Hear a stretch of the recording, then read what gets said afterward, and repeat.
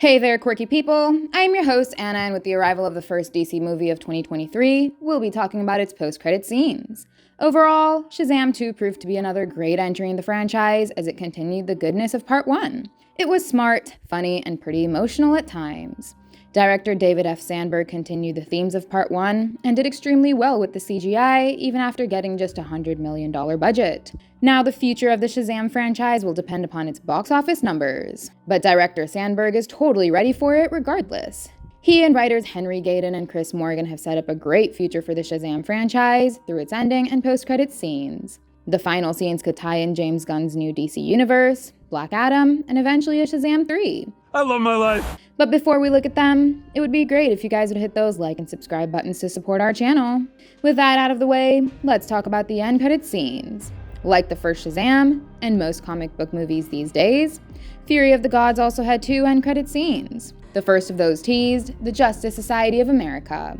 Dwayne Johnson's Black Adam may not have connected with Shazam directly, but there are always these tiny little hints. The Rock himself may not return as Teth Adam, unless he fixes things up with James Gunn, but the Justice Society of America certainly could. And the mid-credit scene of Fury of the Gods was a direct follow-up of the Suicide Squad, Peacemaker, and Black Adam. It had Emilia Harcourt show up alongside John Economos. Black Adam confirmed that even after the events of Peacemaker, Harcourt was still working for Amanda Waller. And now we know that Economos does too. Both of them call in Billy Batson to make him an offer to join the Justice Society of America.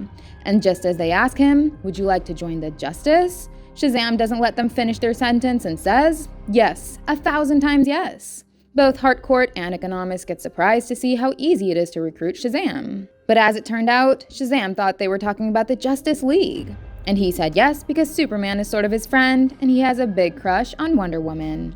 Stick to saving the world, kid. So he clarifies that he wants to be on the Justice League and ultimately doesn't join the JSA.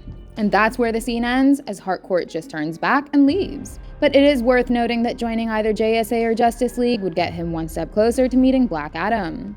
And maybe we should give up on that future, since neither Dwayne Johnson's Black Adam is returning, nor will Henry Cavill come back as Superman. We'll talk about that after discussing the second post-credits scene, which teased the Monster Society of Evil. The final scene of the film brings us back to Dr. Savannah's prison cell.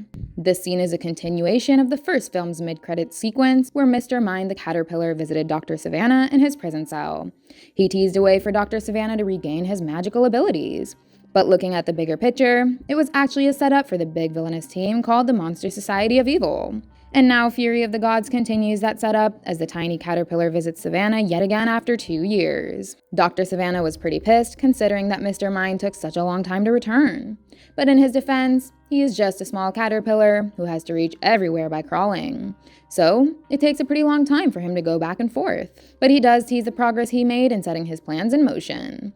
However, he doesn't really reveal those plans to Dr. Savannah or the audience. Right before he does, he leaves yet again to finish another small task.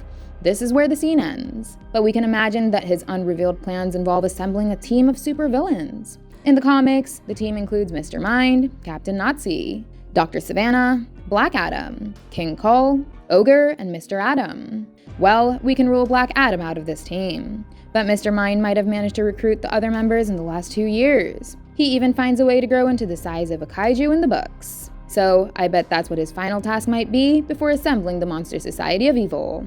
And together, we'd see them all take on the Shazam family, who still have their powers.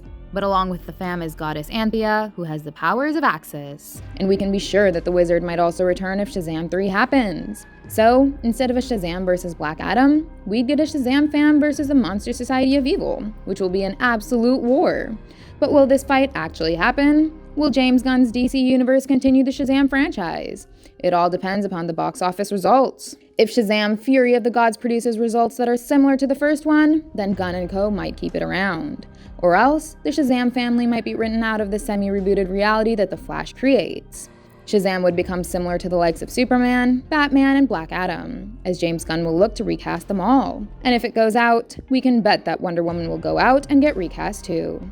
In that case, the two end credit scenes of Fury of the Gods will join the list of DC's post-credit scenes that led nowhere. But James Gunn and Peter Safran haven't decided yet. So, all Shazam fans could still hope for the franchise to continue. Okay, that's all for now. Once again, don't forget to smash those like and subscribe buttons. Goodbye, and I'll see you in the next one.